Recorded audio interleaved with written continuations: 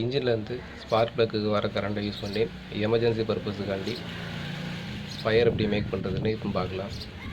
இப்போ இந்த இன்ஜினில் இருக்க ஸ்பார்க் ப்ளக்கோட ஹோல்டரை லூஸ் பண்ணி அதை ரிமூவ் பண்ணி எடுக்கிறேன். ரிமூவ் பண்ணிட்டேன். இதான் ஹெச்டி காயிலேருந்து ஸ்பார்க் ப்ளக்கு வர ஒயர். இது வண்டி கிக் ஸ்டார்ட் பண்ணுற நேரம் இது வழியாக ஸ்பார்க் ப்ளக்கு கரண்ட்டு போகும்.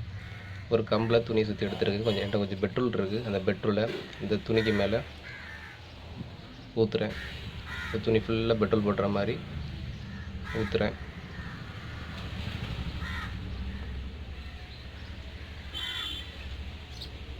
ஊற்றிட்டேன். இப்போது வண்டியை கிக் ஸ்டார்ட் பண்ணுற நேரம் அந்த ஸ்பார்க் ப்ளக்கு கிட்ட கொண்டு போகிற நேரம் ஃபயர் ஆகும்.